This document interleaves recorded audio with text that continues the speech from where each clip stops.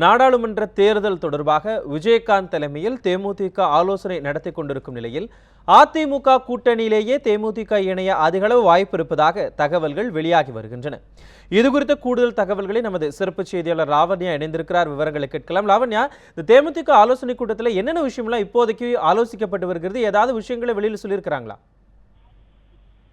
தேமுதிக தலைமை அலுவலகத்தில் தற்பொழுது தேமுதிக தலைவர் விஜயகாந்த் தலைமையில் ஆலோசனையானது நடைபெற்று வருகிறது. இந்த ஆலோசனையில் மிக முக்கியமாக தேமுதிக எந்த கூட்டணியில் செல்ல இருக்கிறது என்பது தொடர்பான ஆலோசனை நடைபெற்று வருகிறது. இந்த ஆலோசனையில் தேமுதிகவின் பொருளாளர் பிரேமலதா விஜயகாந்த் மற்றும் துணை செயலாளர்கள், பேச்சுவார்த்தை குழுவில் நியமிக்கப்பட்டிருக்கக்கூடியவர்கள், அதே போன்று மாவட்ட செயலாளர்கள், தேமுதிகவின் பல்வேறு அணிகளை சார்ந்திருக்கக்கூடிய நிர்வாகிகள் பங்கேற்றிருக்கிறார்கள்.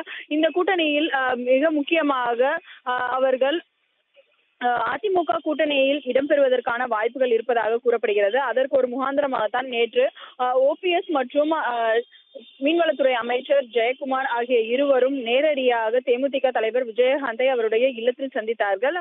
இந்த நிலையில் தற்பொழுது நடைபெற்று வரக்கூடிய இந்த ஆலோசனையில் அதிமுக கூட்டணியில் தேமுதிக அங்கம் வகிப்பதற்கான வாய்ப்புகள் அதிக அளவில் இருப்பதாகவும், அதே போன்று அவ்வாறு இருக்கக்கூடிய நிலையில் எவ்வாறு தேர்தல் பணிகளை ஆற்ற வேண்டும் என்பது தொடர்பாக தேமுதிக தலைவர் விஜயகாந்த் மற்றும் பொருளாளர் பிரேமலதா விஜயகாந்த் கட்சி நிர்வாகிகளுக்கு ஆலோசனை வழங்கி வருவதாக தகவல்கள் வெளியாகி இருக்கின்றன.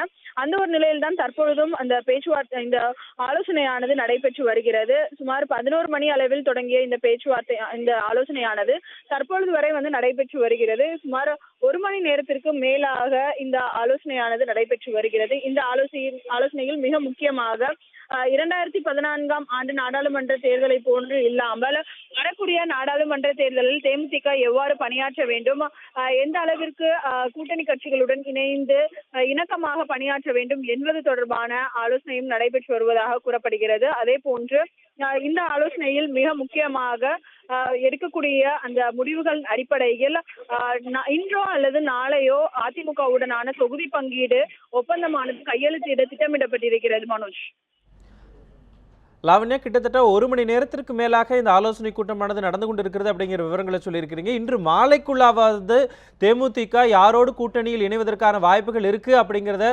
சொல்வதற்கான வாய்ப்புகள் ஏதாவது தென்படுகிறதா?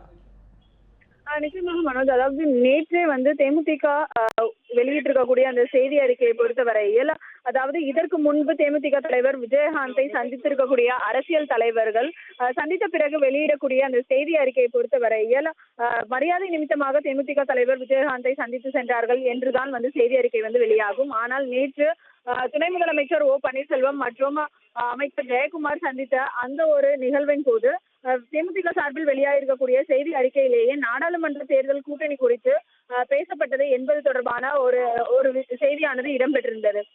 அதனை வைத்து பார்க்கும் பொழுது அதிமுக தேமுதிக இடையே கூட்டணி பேச்சுவார்த்தை இறுதிக்கட்டத்தை எட்டியுள்ளதாகவும், அதே போன்று எத்தனை தொகுதிகள் என்பது தொடர்பான அதிகாரப்பூர்வமான அறிவிப்பு வெளியாவதற்கான வாய்ப்புகள் இருக்கிறது. அதாவது இன்று மாலைக்குள் அதற்கான அறிவிப்பு வெளியாகும் என்று எதிர்பார்க்கப்படுகிறது. அவ்வாறு வெளியாகக்கூடிய பட்சத்தில் நாளை அதற்கான ஒப்பந்தம், அதாவது நாளை பிரதமர் மோடி பங்கேற்கக்கூடிய பொதுக்கூட்டமானது சென்னை அடுத்த வண்டலூரில் நடைபெற இருக்கிறது. அந்த பொதுக்கூட்டத்தில் தேமுதிக தலைவர்களும் இடம்பெறுவதற்கான வாய்ப்புகள் உள்ளதாக கூறப்படுகிறது. அவ்வாறு தேமுதிக தலைவர்கள் பங்கேற்கக்கூடிய நிலையில் அதற்கு முன்னராகவே கூட்டணி தொடர்பான ஒப்பந்தமானது கையெழுத்தாக வேண்டும்.